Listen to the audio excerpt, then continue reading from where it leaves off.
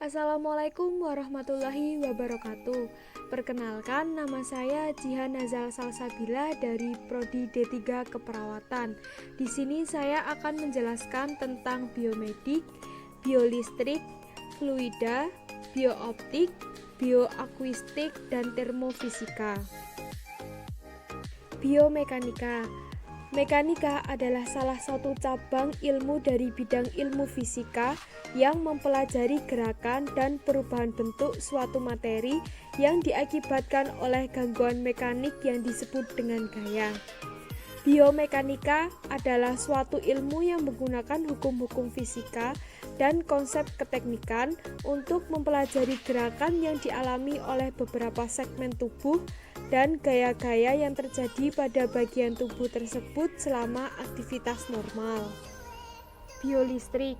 Biolistrik merupakan energi yang dimiliki bersumber dari ATP atau adenosit trifosfat, di mana ATP ini dihasilkan oleh salah satu energi yang bernama mitokondria melalui proses respirasi sel.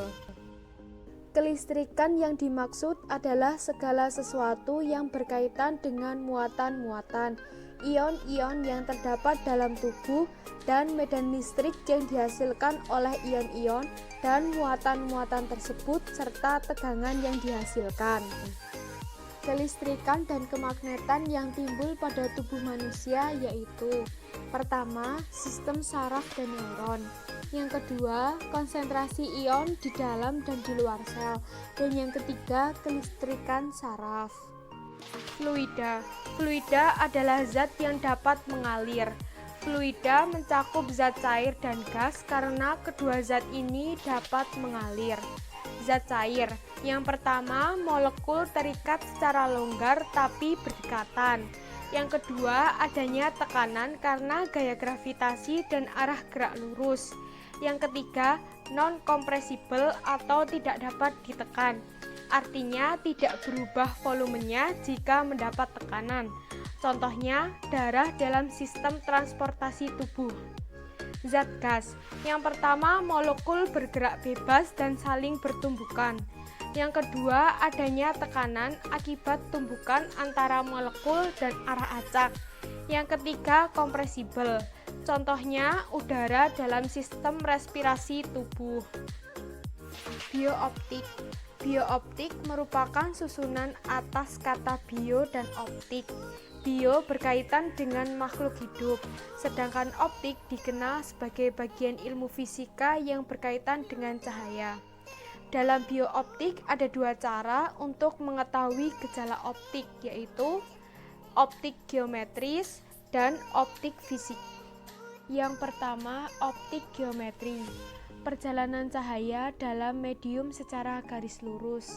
Berkas cahaya disebut garis cahaya dan digambar secara garis lurus. Dengan cara ini dapat diketahui ciri-ciri cerminan lensa dalam bentuk matematika, rumus cerminan lensa, dan hukum Willibrord-Snellius. Yang kedua, optik fisika. Gejala cahaya seperti disperse, interferensi, dan polarisasi hanya dapat dijelaskan dengan menghitung ciri-ciri fisika dari cahaya tersebut. Yang ketiga, lensa. Permukaan lensa sferis dibagi menjadi dua jenis, yaitu lensa konvergen atau konveks atau lensa cembung. Sejajar yang menembus lensa akan berkumpul menjadi bayangan nyata. Yang kedua, lensa divergen atau konkav atau lensa cekung. Sinar sejajar yang menembus lensa akan menyebar. Bioakustik. Bioakustik berasal dari kata bio dan akustik. Bio artinya hidup atau hayat, dan akustik berarti kajian getaran dan bunyi. Bunyi merupakan vibrasi atau gerakan dari molekul-molekul zat dan saling beradu satu sama lain, di mana zat tersebut terkoordinasi menghasilkan gelombang serta mentransmisikan energi tanpa disertai perpindahan partikel. Proses pendengaran dalam telinga yaitu gelombang suara dikumpulkan oleh telinga luar dan disalurkan ke lubang telinga dan menuju gendang telinga.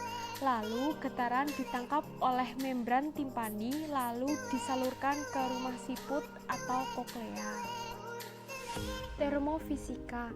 Termofisika adalah alat untuk menunjukkan suhu suatu sistem termometer yang sering dipakai, yaitu termometer klinik dari 32 sampai 45 derajat dan punya titik. Regulasi ternal adalah suatu pengatur secara kompleks dari suatu proses fisiologi di mana terjadi keseimbangan antara produksi panas sehingga suhu tubuh dapat dipertahankan secara konstan. Panas dapat masuk ke lingkungan dengan cara konveksi. Contohnya yang terjadi di tubuh kita yaitu saat berkeringat. Fungsinya untuk menurunkan suhu tubuh. Suhu dan termometer. Suhu adalah besaran yang menyatakan derajat panas dingin suatu benda. Termometer yaitu alat yang digunakan untuk mengukur suhu. Pada masa ini, termometer yang sering digunakan terbuat dari bahan cair seperti raksa dan alkohol. Keuntungan raksa digunakan sebagai pengisi termometer karena mengantar panas yang baik, pemuaian teratur, titik didihnya tinggi, tidak membasahi dinding.